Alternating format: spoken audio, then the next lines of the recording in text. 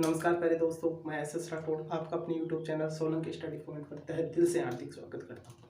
देखिए प्यारे दोस्तों, अपन प्रकाश चैप्टर पढ़ रहे थे। तो भौतिक विज्ञान के अंदर प्रकाश चैप्टर एक बहुत बड़ा वेटेज रखने वाला चैप्टर है। तो प्रकाश चैप्टर के अपन 3 वीडियो ऑलरेडी देख चुके हैं। आज आगे कॉन्सेप्ट लेके आया हूँ, वो है प्रकाश का क्रांति कोण। बहुत ही शानदार और यूनिक कॉन्सेप्ट पर समझाऊंगा आज। प्रकाश का क्रांति कोण, आखिर प्रकाश का क्रांति कोण है क्या? तो प्रकाश का क्रांति कोण समझने के लिए प्रकाश की अपवर्तन आपको समझना पड़ेगा कि प्रकाश का अपवर्तन क्या है, प्रकाश का अपवर्तन किसे कहते हैं। तो एक बार नॉर्मल देख लेते हैं। और तो अपवर्तन आपको पिछले वाले वीडियो में मैं समझा दिया था कि प्रकाश का अपवर्तन किसे। तो जब प्रकाश की किरण किसी एक माध्यम से दूसरे माध्यम में जाती है, जब प्रकाश की किरण किसी एक माध्यम से दूसरे माध्यम में जाती है तो वह पृथककारी तल से टकराकर अपने मार्ग से विचलित हो जाती है। जब प्रकाश की किरण किसी एक माध्यम से दूसरे माध्यम में जाती है तो पृथककारी तल से टकराकर अपने मार्ग से विचलित हो जाती है। उसको जाना सीधा चाहिए था, लेकिन सघन माध्यम से विरल माध्यम में प्रवेश करती है तो विरल के कण के थोड़े दूर दूर होते हैं तो अभिलंब से दूर हट जाती है। थोड़ी जाना उसको सीधे चाहिए था, लेकिन अभिलंब से दूर हट जाती है। तो यही घटना प्रकाश का अपवर्तन कहलाता है। प्रकाश के अपवर्तन में यदि आप पूरा समझ में आ जाएगा ना तो क्रांति कोण में कोई दिक्कत नहीं होगी। और यदि क्रांति कोण समझ में आ गया आपके तो पूर्ण आंतरिक परावर्तन तो 100% वैसे भी समझ में आ जाएगा। तो प्रकाश का अपवर्तन का सेकंड स्टेप ये मान लो कि क्रांति कोण है। तो अपन देखते हैं प्रकाश का क्रांति कोण किसे कहते हैं। क्रांति कोण, यदि आपतन कोण का मान, आपतन कोण क्या होता है? अभिलंब या विलंब और यह आपतित किरण। आप अभिलंब और आपतित किरण के बीच जो कोण बनता है उसको आपतन कोण कहते हैं। यदि आपतन कोण का मान इतना बढ़ा दिया जाए कि आपतन कोण के एक विशेष मान के लिए, मतलब एक विशेष कंडीशन आएगी, यदि बढ़ाएंगे ना अपन मान तो बढ़ाते बढ़ाते एक विशेष कंडीशन आएगी, उसके लिए अपवर्तन कोण का मान 90 डिग्री हो जाता है। अब दोस्तों आपके दिमाग में आ रहा होगा कि अपवर्तन कोण क्या होता है। तो अपवर्तन कोण होता है अपवर्तित किरण और अभिलंब के बीच, अपवर्तित किरण यह गई और अभिलंब एरिया, अपवर्तित किरण और अभिलंब के बीच में जो कोण बनता है वो अपवर्तन कोण होता है। तो आप यदि आपतन कोण का मान इतना बढ़ा दिया जाए कि आपतन कोण के एक विशेष मान के लिए, आपतन कोण के एक विशेष मान के लिए अपवर्तन कोण का मान 90 डिग्री हो जाता है, तो आपतन कोण के इसी मान को क्रांति कोण कहते हैं। और दोस्तों अपन क्रांति कोण को C से डिनोट करते हैं।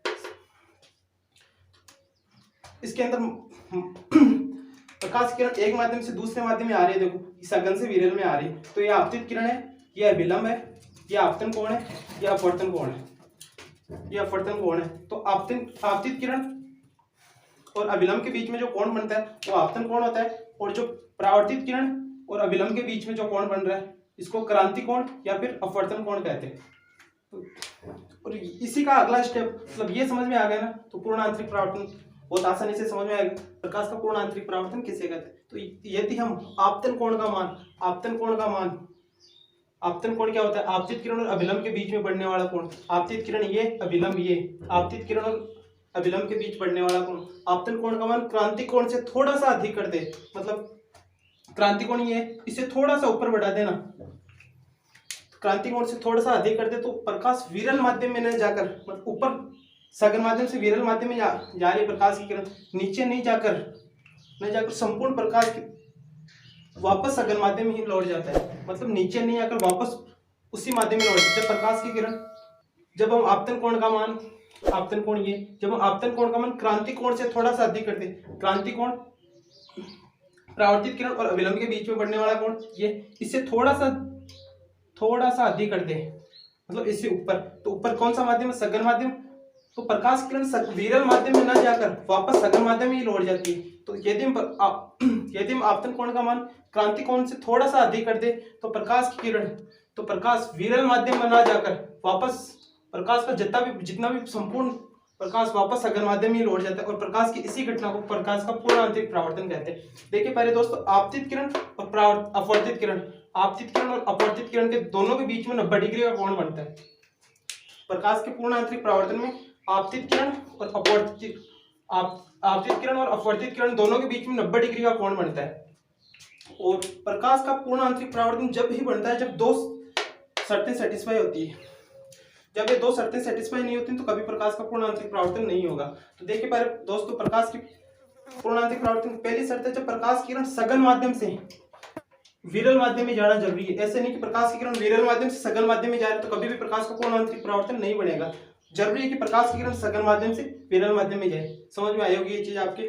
और दूसरी शर्त ये है कि आपतन कोण का मान, इसका मान क्रांति कोण से ज्यादा होना चाहिए। मतलब आपतन कोण का मान क्रांति कोण से बड़ा होना चाहिए। आपतन कोण का मान क्रांति कोण से बड़ा होगा ना तो प्रकाश का पूर्ण आंतरिक परावर्तन बढ़ेगा, अन्यथा नहीं बढ़ेगा। तो ये इसकी नॉर्मल डेफिनेशन थी। यदि छोटे वाले 2 नंबर के क्वेश्चन में आए कि प्रकाश का पूर्ण आंतरिक परावर्तन किसे कहते हैं और इसकी कौन कौन सी शर्तें हैं, तो आप ये लिख के आ सकते हो। तो प्रकाश का पूर्ण आंतरिक परावर्तन के अब कुछ उपयोग है, जो उपयोग देखते हैं कि प्रकाश का पूर्ण आंतरिक परावर्तन आखिर काम किस में आता है। प्रकाश के पूर्ण आंतरिक परावर्तन का पहला उपयोग है मरक मरीचिका। गर्मियों के दिनों में अपन दोपहर में जाते हैं तो अपने को मतलब कि दौरों के अंदर कुछ पानी जैसा, या फिर सड़क पर देखते हैं तो कुछ हिलता हुआ दिखाई देता है जैसे पानी हो, लेकिन वो वास्तविकता में पानी नहीं होता, वो मरक मरीचिका। दूसरा होता है हीरे का चमकना। हीरे का चमकना पूर्ण आंतरिक परावर्तन का उदाहरण है। तीसरा होता है एंडोस्कोपी मतलब प्रकाशिक तंतु। इसके द्वारा एंडोस्कोपी में भी पूर्ण आंतरिक परावर्तन का प्रयोग किया जाता है। तो देखिए पहले दोस्तों अपन ने प्रकाश का पूर्ण आंतरिक परावर्तन देखा। प्रकाश के पूर्ण आंतरिक परावर्तन में कौन कौन से केस काम में आते हैं वो देखे। प्रकाश के पूर्ण आंतरिक परावर्तन का उपयोग देखा।